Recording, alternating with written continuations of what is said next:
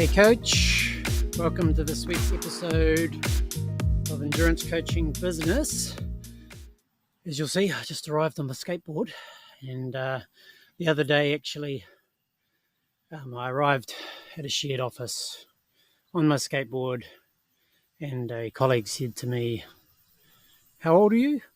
In that tone, obviously commenting on the fact that I'm a middle-aged man, I'm 45, and I rode a skateboard into work. Anyway, it got me thinking about like societal and cultural norms that influence our behavior. So I thought I'd take a different approach to the episode this week, step away a little bit from practical and head a little bit more into mindset. And like these societal norms made me think a little bit more about coaches.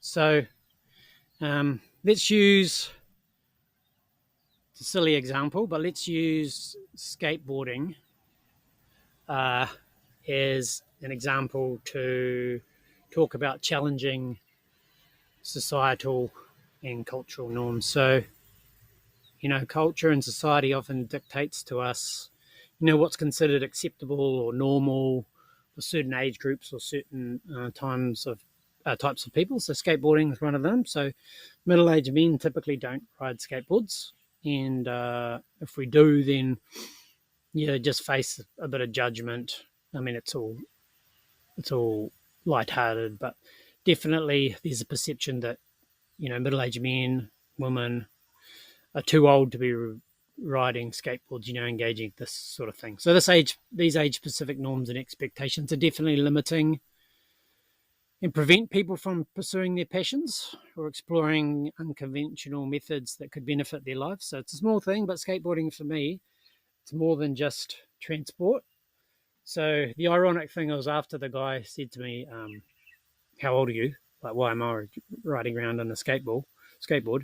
He started complaining to our other colleagues that how far away from the office he'd had to park, and then he had to walk in, and then he was late, and then and then I just sort of felt a little bit of satisfaction because I'd basically had the same issue with parking, but I just parked away and then just rolled in on my skateboard.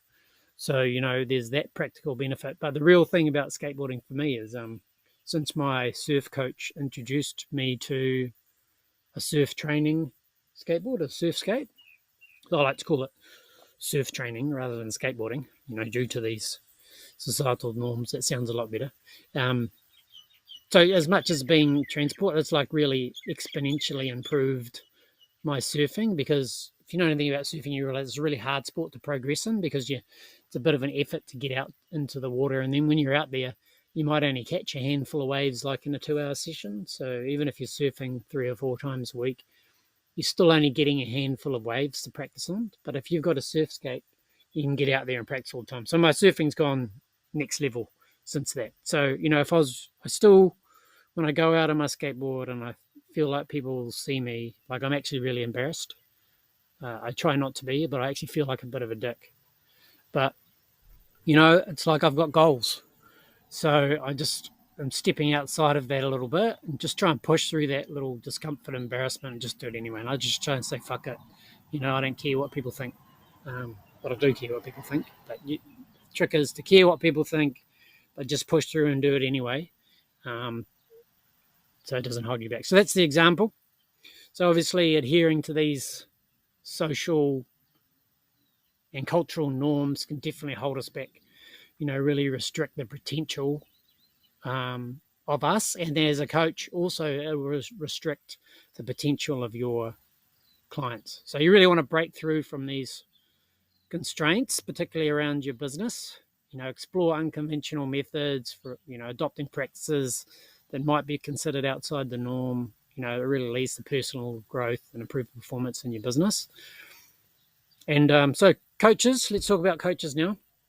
So the coaching, being a coach, is outside of cultural norms anyway. It's not a normal 9-to-5 job. So if you're a coach, you've already sort of broken free from that societal norm. So just waiting for this truck to go by. Morning. Go ahead. Whoops, sorry about that. Unplanned interjection of the rubbish truck. Anyway, where were we? So we're talking about, so coaching as an industry is outside of normal cultural norms anyway. So coaches have already done that. I do see a lot of coaches holding down so-called normal jobs and doing their coaching part-time, and I really love that approach. But I do feel like sometimes that the adherence to these social norms, like having a proper job, really holds people back from taking their coaching business to the next level. And that doesn't have to be making it a full-time business, but really taking it to the next level, being more serious about it, and treating it more like a serious business, which it is. So the good thing is coaches are outside of these societal norms anyway. The problem is that inside the coaching industry, and this is what I really want to get down to, inside the coaching industry, there is more cultural norms. So you break outside this. So every little subculture has its own norms. So you break outside of the norms of normal people, like a normal society, and then you get into your own little industry and you've broken out. But then this industry has its own norms as well. So that's the trap. You get outside the bell curve. You don't want to end up in the bell curve of the other industry you got into. So endurance coaching, I've been working with endurance coaches for almost 10 years now. Coaches really value and respect each other. So on one hand, that's great. But on the other hand, it can hold them back. So coaches typically don't want to be seen by their peers as being too much of a salesman or a marketer. So for some reason in coaching, investing in sales, advertising, and marketing isn't a cultural norm. So a lot of coaches don't do it. So this really is the biggest gap that coaches have to bridge, when taking their coaching from a hobby or a lifestyle business to a really valuable and healthy ongoing business. So I've really lost count of the times how often coaches have said things to me like, I just rely on word of mouth for my sales and marketing. I don't have to do any sales and marketing, or my results speak for themselves, so I don't have to do any sales and marketing. Well, the problem is your results don't speak for themselves, not at all. So they're representative of your abilities. So your results tell you how good you are as a coach, but they do not promote themselves in any way, shape, or form that is going to help you grow your business.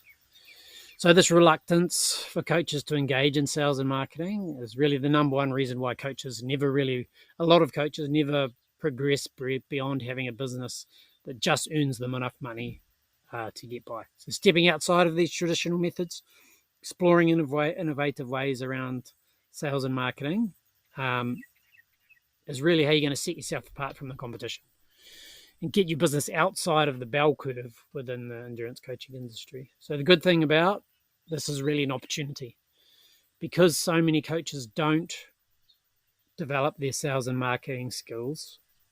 There's massive opportunity out there for the coaches that do. So you definitely want to be the one that does it. So in conclusion, as a 40-something surfer, skateboarder, and software entrepreneur, I really appreciate the pressure and the resistance you feel of breaking through from these societal, cultural, and even industrial norms. So I do my best. It's hard. I do my best to embrace the unconventional in both my personal life, my business life, and just trying to challenge the status quo. Like the first stage is understanding the resistance, like understanding that it's just a cultural norm. It's not the right or wrong thing to do. It's just the normal thing. And people who sit in the bell curve do the normal thing. You want to be outside of the normal thing. So you need to break through from that for you and your clients, really. So get beyond the bell curve. And next time you see a middle-aged man on a skateboard or an endurance coach experimenting with sales and marketing, just remember that embracing the unconventional is what leads to extraordinary results. Big thing to remember also, marketing and sales isn't the same as advertising. I've got a blog about that I'll put it in the notes here, that there's heaps of ways that you can integrate sales and marketing in your business that isn't sleazy. And basically, I define sales and marketing as bridging the gap between a business and their customers to create win-win relationships. So that's it. Sales and marketing bridges the gap to create win-win relationships between a business and their customers. All right, so thanks for listening, and I'll talk to you again next week.